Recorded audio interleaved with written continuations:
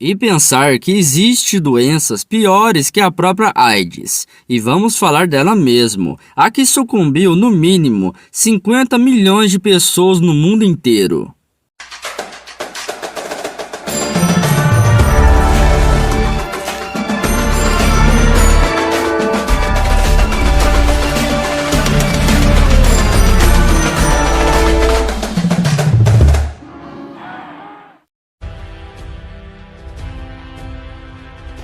A gripe espanhola foi uma pandemia que aconteceu entre 1918 e 1919, atingindo todos os continentes e deixando um saldo de, no mínimo, 50 milhões de mortos. Não se sabe o local de origem. Suspeita-se que pode ter sido na China, no Reino Unido ou nos Estados Unidos, mas sabe-se que ela se iniciou de uma mutação do vírus influenza H1N1, que se espalhou das aves para os humanos. Os primeiros casos foram registrados nos Estados Unidos, numa instalação militar em Kansas, Fort Riley, quando o soldado Albert Kitchell apresentou os sintomas da gripe em 11 de março de 1918. Após algumas semanas, mais de 1.100 militares foram contaminados e depois casos foram detectados em trabalhadores de fábricas em Detroit. A gripe espanhola espalhou-se pelo mundo principalmente por conta da movimentação de tropas no período da Primeira Guerra Mundial, com impacto direto nos países que participavam desse conflito. Esses países não divulgavam notícias sobre a doença. O presidente norte-americano Woodrow Wilson, 1856-1924, censurou a imprensa para que as mortes não fossem noticiadas. Como a Espanha não estava envolvida diretamente no conflito, as notícias sobre a doença vinham de lá e por isso ficou conhecida como espanhola.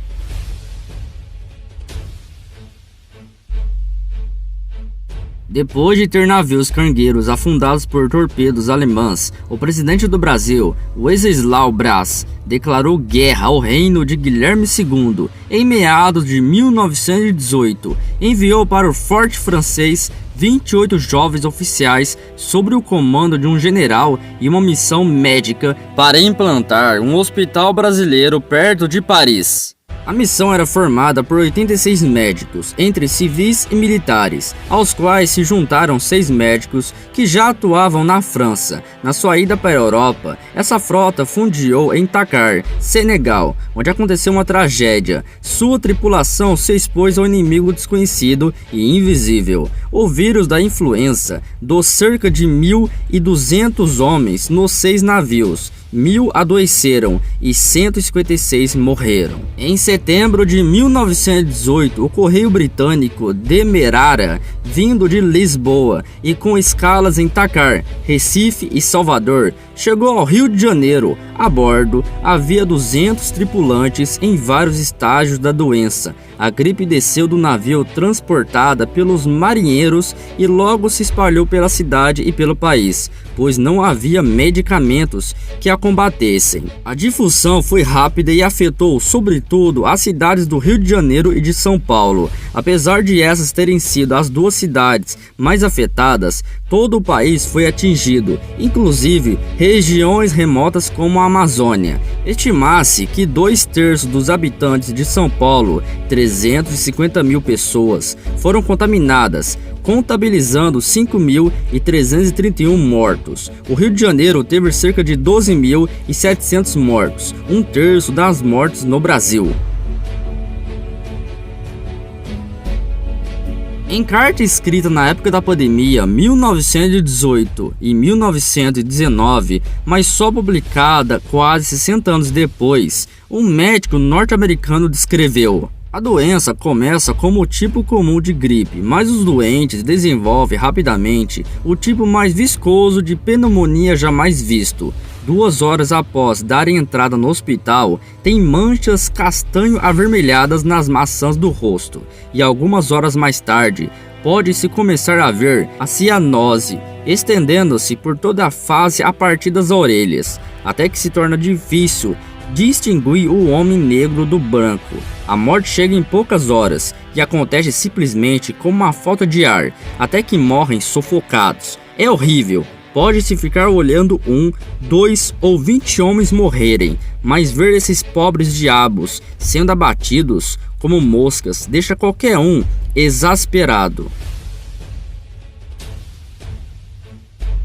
Naquela época não se conheciam os aparelhos respiradores, nem os antibióticos, e os vírus não eram vistos pelos microscópios existentes. Não existia um tratamento eficaz. Os médicos receitavam quinino, medicamento usado para malária, e a população utilizava preparados à base de alfazema, limão, coco, cebola, vinho do Porto, sal de azedas, cachaça e fumo de rolo. Medidas eficientes na prevenção ao contágio foram o uso de máscaras, quarentena, isolamento social, com o fechamento de escolas, repartições públicas, teatros, cinemas, clubes, comércio e igrejas. Recomendava-se que a população evitasse aglomerações, lavasse as mãos com frequência e evitasse o contato íntimo. Pedia-se ainda às pessoas que não tossissem, espirrassem ou se assoassem em público, evitasse os trens, bondes e ônibus e que se andasse a pé, se pudesse. A falta de leitos hospitalares forçou o amontoamento de pacientes no chão de enfermarias e corredores. Muitos morriam antes de ser atendidos. Os hospitais não permitiam visitas e nos enterros só eram permitidos os mais próximos. As casas funerárias não davam conta da quantidade de falecidos. Faltavam caixões por falta de madeira e de pessoal para sua fabricação. As pessoas morriam e seus corpos ficavam nas portas das casas esperando que carroças ou caminhões os recolhessem.